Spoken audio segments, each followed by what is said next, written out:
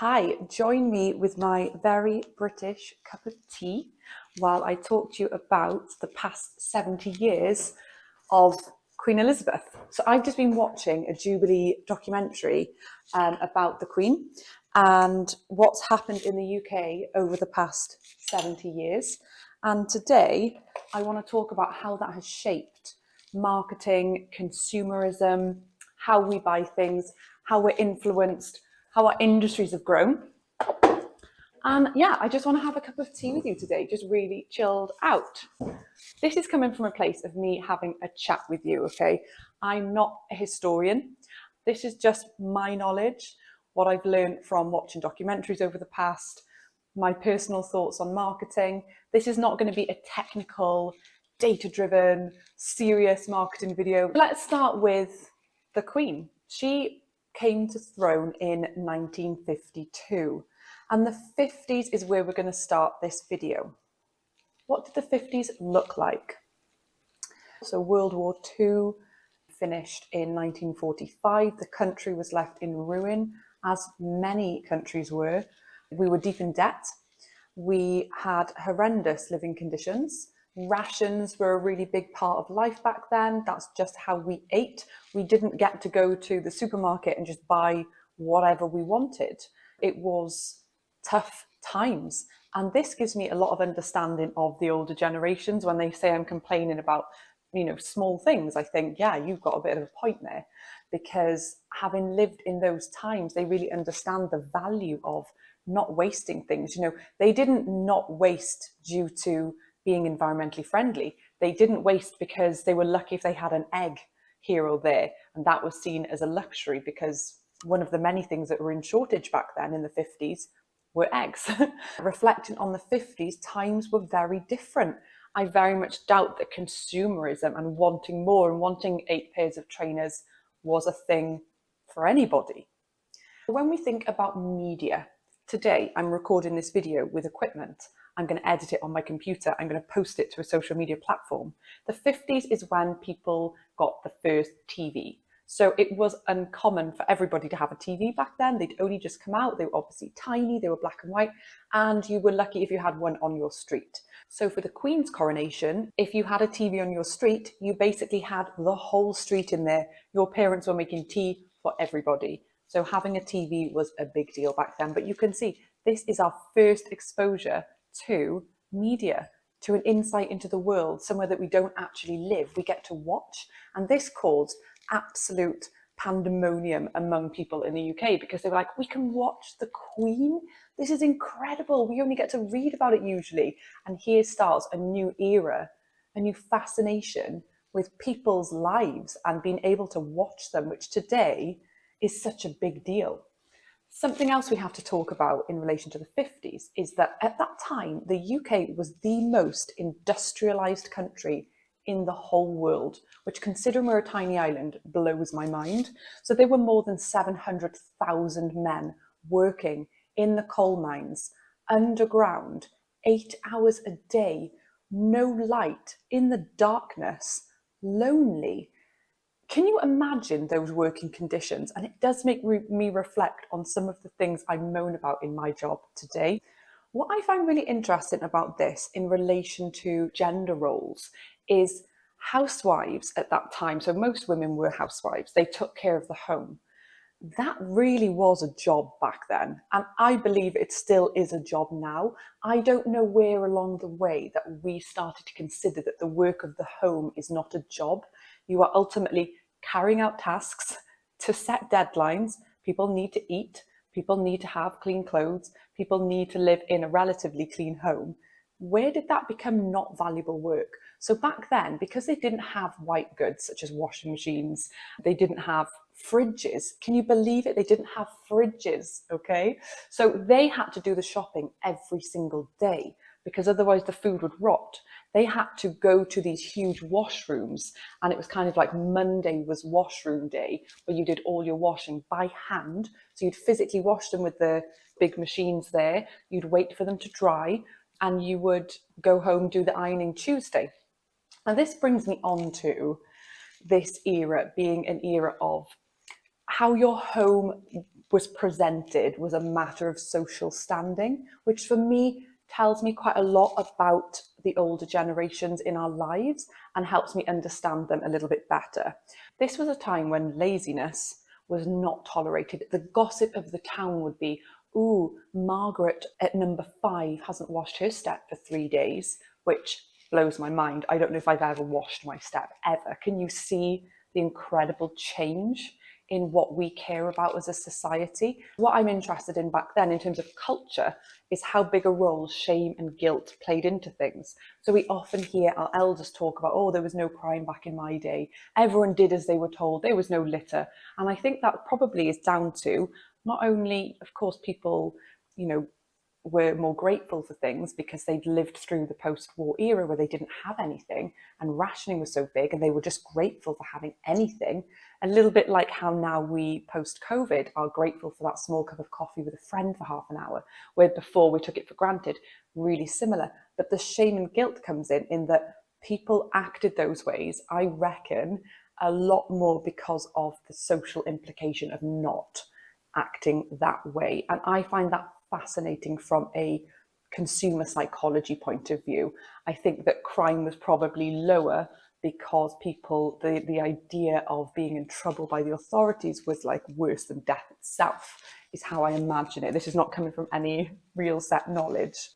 And so advertising back in those days would have been around cleanliness, about conforming and showing yourself as presentable to your peers and being a model housewife and having the best washing powders, and all these things were much more about who you are as a person rather than what you own, because most people in those times didn't own their own home. They didn't have big purchasing budgets. Public morality was highly enforced. Things that blow our minds today, like being gay was illegal. Can you imagine? Being who you are is illegal. And I know in many places in the world today, these issues are still huge. National service was compulsory during these times. Young men had to go and serve a term of time for their forces. And it's incredible, isn't it? Imagine today, that is what you do. You know your future, it's laid out for you. And a lot of people have spoken about the liberation of the 60s, when it was no longer compulsory, that, oh my goodness, relief, I have a future, I can do what I want to do. And so then we look at the first signs of what I would imagine to be consumerism. White goods were released. The housewife all of a sudden is getting a bit of a lifeline. Here's a washing machine, here's a fridge, here's a steamer, all these things that are going to make your life easier. Spend your hard-earned money with us and we will help you achieve more with your time. And so this created a really interesting shift for women, because as we moved into the 60s, there started to become more of an awareness of, actually, I can do more. I have more time available. Maybe I could have a career. And we started to see that shift, which I find super interesting. I really grapple with the idea of today's view of women can do it all. And I'm going to talk about parents can do it all here. Clearly, men and women are completely equal. But I'm interested in when children come into the mix. What does that mean for the parents? If the woman in today's society is still deemed the main caregiver, the main homemaker, and is also in a career, I find that tough to get my head around, that expectation. And I think that we can end up putting a lot of pressure on ourselves. These are just my personal views. Now, let's strip out gender from that. I don't believe that the modern family was designed to enable everybody to work and not be stressed. You know, back in those days, one person worked and one person took care of the home and the children. And today, the message of you can do it all can be exhausting for parents. Now, don't get me wrong, we've got incredible childcare structures. So if you are able to afford childcare and you're happy with the setup that you've got as a family, incredible. Welcome to the 60s. So I have heard that the 60s was like the best time to be a teenager. The music was getting really cool. You had a record player. You started to feel like, I've got my own voice. Possibilities endless. So for the first time, they were sort of pushing boundaries. They weren't conforming. The early 60s was also an incredibly interesting time in relation to the Queen's work and the country's advertising campaign to bring citizens, immigrants from different places in the Commonwealth across the world in order to help the UK rebuild. Really exciting from a point of view of how advertising can work and encouraging people to take action based on a set objective. Now, what blows my mind is that when these Commonwealth citizens came to play their part within the UK after seeing all this incredible advertising about come to us, you're welcome, we really want you, immigrate to the UK, they did face some fear, racism and hate. This breaks my heart. And then back to equality. The contraceptive pill came out in the 60s. And this was a huge deal because all of a sudden, women could have a bit more autonomy over their body. They could decide, well, I've had enough children now, or I don't want to have children. I want to have a career, or I want to have a career and I want to have children. The Queen is a working mother. She's like, women, you can do it. You can go for it. And I'm not sure that message is always healthy. The Queen, I'm sure, never worried about childcare bills. However, the options is what we want for gender equality. In the mid-60s, we start to see industries boom. We start to see music, fashion, tech. We're leading the way as a country. During this time, buildings were pulled down. So they were called the inner city slums, and these buildings were pulled down, these horrific living conditions that people had endured. The suburb was created and people were moved into these, terraced or semi-detached homes where they were blown away. Now, at this time, most people rented homes. No one really owned a home. So if you think about what that means for marketing, were people really going to buy much for their home before they owned a home? I doubt it. So as we go into the 70s, home ownership becomes a little bit more realistic and more mainstream, and so is born the era of DIY. Of course, DIY had lived a lot longer. People would do things for themselves, but this whole market of buy things for your house, have the fancy wall colour, pull up your carpets and sand down to get the floorboards, whatever it was, people were being marketed to improve on what they already had. And this fascinates me. When we look at today, people want a new kitchen every 2 years. I certainly don't, but people do. And I wonder how much Instagram and that perfect polished life plays into all that. And you just think to yourself, we have to have a reality check. Do we really need the new things that we think we need? And how much is marketing and advertising playing a role in that? Now, I'm a marketing consultant. Should I be an enemy of marketing? Of course not. But I am a fan of responsible, ethical marketing. And I think that today we're just bombarded with perfection. Lifestyle perfection is something that I see so much, like if my garden furniture, the paint wore off, I'm thinking I need new garden furniture, and it's ridiculous. I need to go out there and paint it or be happy with it as it is. What's the problem with it being a little bit worn? That's okay. That's what things do. And I think as well, even just down to phones, we're encouraged to, our phone's old after 6 months. It's not the newest model. Whereas when you think back to the 50s, people would make do and mend, and they would have the same belongings for like more than 2 to 3 decades. And even my in-laws, they still have the same tumble dryer that they've had for something like 20 or 30 years. And when I say, oh, that's really old now, it's slower, and I'm sure it's not very good for the environment. However, they're like, but it works. Why would we buy a new one? And I think we can learn a lot from that generation in that regard. The late 70s saw the Silver Jubilee in 1977, and around that time there was a huge energy crisis where businesses, industries, offices, shops were only allowed electricity like 3 days a week, and homes would experience blackouts. And I just find it incredible, all the different crises that the Queen has seen. Welcome to the 80s. I was born in 87. I love the 80s. I love the music. I love everything about the 80s, the nostalgia. But there were some tough times in the 80s. The miners' strike in 84 to 85 is so mind-blowing. So as I said earlier, there were like 700,000 men working underground in the mines. But there was this big conflict where the government wanted to close a certain number of the mining sites, and that would mean the loss of something like 20,000 jobs. And so miners collectively went on strike with their unions. I think it was illegal at the time for them to strike, but they all did it anyway. And then you had this huge divide in communities where if you carried on working for the mine, as in if you decided not to be part of the strike, you were what they called a scab. They used to call them scabs. There was a lot of violence, a lot of resentment. It was a horrific time for people because they weren't getting money. If they weren't working, they weren't getting money. In 85, it eventually came to an end. People realised they could not keep going without the earnings. But what's most sad about this, and having watched a few documentaries about the mining times, what's most sad is that communities and families and people and friendships were ravaged by this. It just separated people. And apparently, even generations later, people still hold hostility towards other people, other families, because they were just completely divided. And I find that so sad. But it goes to show, when we think about things like protest and ethics and things that we believe in and stand for, it shows how deep that goes and how huge that is in our psychology.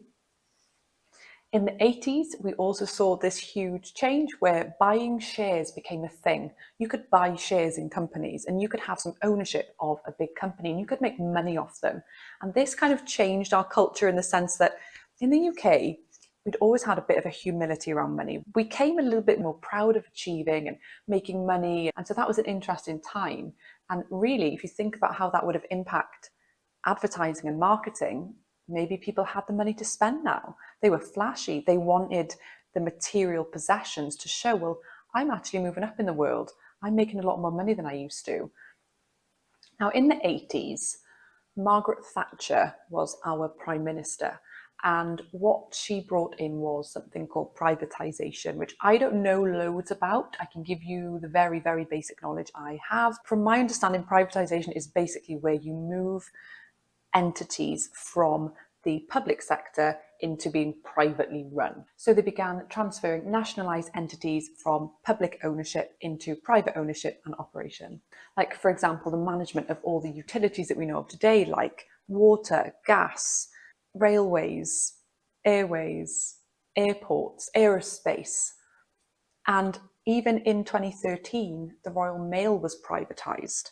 All I can say about privatisation from an outsider, what I imagine is that if you've got people in charge of organisations, perhaps they can be more driven by growth, efficiency, power, and as such, advertising budgets go up and investing in growth goes up.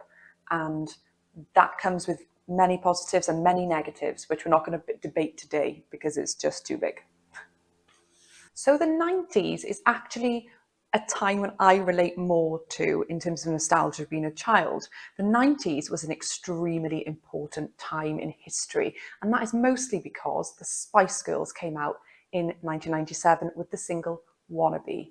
But enough of my personal history. The 90s was also super interesting because the first international phone call was made within something like a 300-mile radius from the UK without being transferred. So people used to have to ring an operator, tell them where they wanted to go. The operator would ring the country you wanted to ring, and then they'd connect you. The Queen demonstrated herself calling international. Now, by the end of the 90s, 1 in 4 people would have a mobile phone. Only 1 in 4. And bearing in mind, these mobile phones were like this, and all you could do was phone someone. So in the early 90s, we had telephoning, we had faxing, we had letters. And by the end, we had text messaging, mobile phones, and email. So things really started to shift. Now, the internet officially was launched, I think, in 1995. I think it was obviously a lot earlier than that, but from my own recollection, the internet, the first websites started to come out in around 1995. So Buckingham Palace launched their website in 1995. I wonder how big the traffic was. And so I guess the mid-90s revolutionized everything. This is a time where nothing would ever be the same. And of course, no one really knew the scale at which the internet would change things at that point, which brings us nicely into the new century, the naughties, as we used to call it. The noughties is such an interesting time for me. The millennium big party, wondering whether the world was going to end as the clock struck midnight. I was 13 at the time, just becoming a teenager. What an interesting time to become a teenager. I remember having a mobile phone. I was one of the only kids in class to have one. That was quite a big deal. I would wear it in my rucksack bag.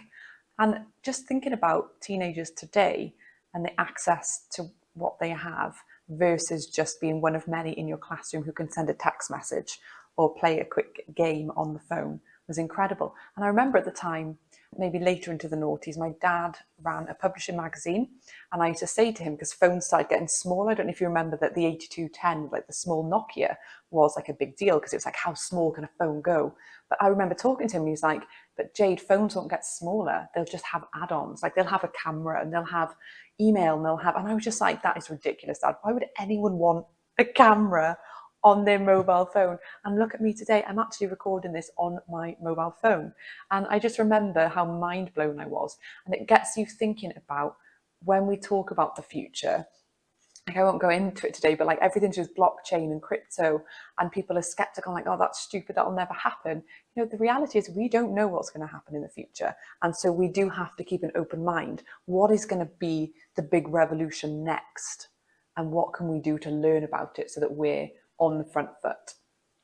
Something of note that was huge that I feel super passionate about is that in 2005 in the UK, gay marriage was legalised, which meant that finally we've gone from a place of being gay, being illegal, which I just can't even say it, I find it so incredible, to it being a celebration. Now, again, there's still a long way to go in most areas of equality in our culture, but for me, this was such a time to celebrate love and choice. And seeing the Queen get behind that, I just loved. I think that was really cool.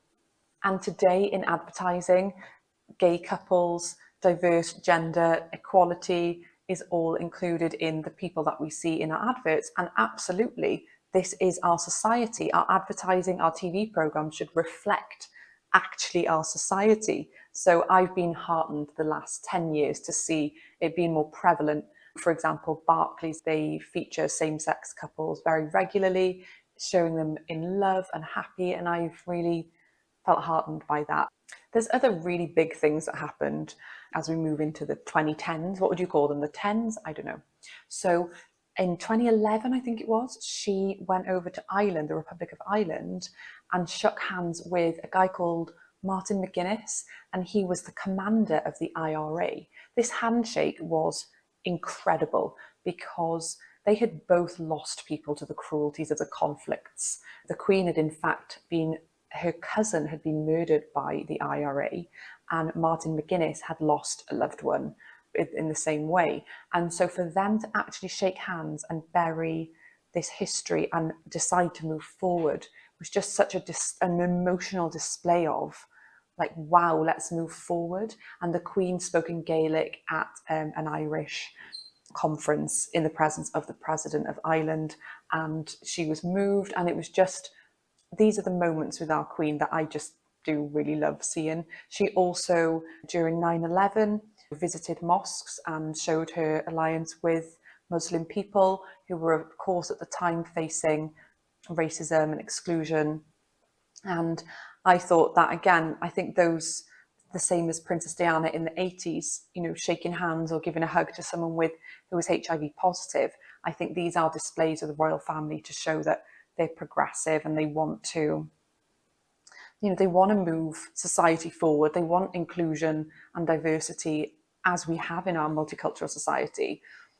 And there's many times when the Queen has moved me. I'm not being political here in any way. I know that the UK has got many flaws, but when I see a human do something that appears to be kind and values driven, it warms my heart. That's how it is. So let's round up with where we are now. Where we are today, we've just pulled through this huge pandemic. We've been separated for ages and we're excited to be back together.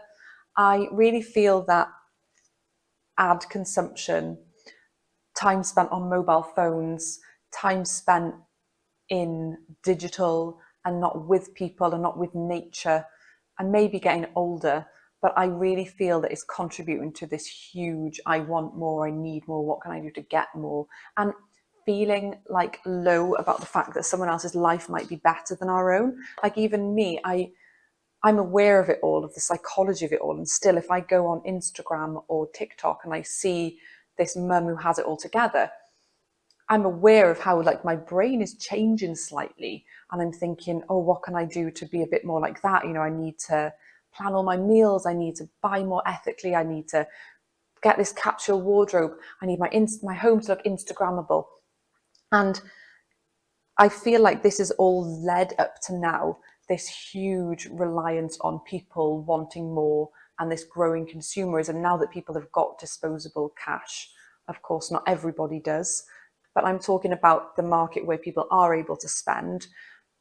Even where people are not able to spend, the amount of debt that people will get in order to feel like they are bettering themselves by buying things. And what I want to leave on with this video is just looking at where we've come from in the 50s, where there was nothing and there were rationing, to now, and trying to help us to look at that time and think, how can I evolve my thinking and how I'm living to be happy with what I've got now? As long as we've got the basics that we need to survive, shelter, food, the basics that we need are enough. And a big thing for me is really training my brain to not be affected so much by the bombardment of ads today. It is harder to escape now. We all do need that social media digital detox from time to time to just unplug us from that system. Thinking about today, there are 17-year-olds making 7 figures, 6 figures by being online influencers. Gary Vaynerchuk talks about the great resignation. What's going to be next? We moved from industrial, coal miners through to working in offices. And now we're talking about the great resignation, where people don't want to even have jobs anymore. They want to work for themselves. And then we've got robotics and AI coming in to take the jobs that maybe we don't want anymore. Again, I am not knowledgeable on these topics by any means, but I find it fascinating. What is next? How is life going to look in 30 years? It's tough to predict. There are lots of predictions out there. I'm pretty scared to think about it.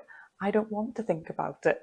So thank you for listening to me rant about this. I have let my tea go cold, so it's not too bad. Let me know in the comments any thoughts you've got about the last 70 years and how far we've come, what's changed. What is it that's changed your perspective today? What is it you found interesting? Is there anything that you can teach me about the last 70 years?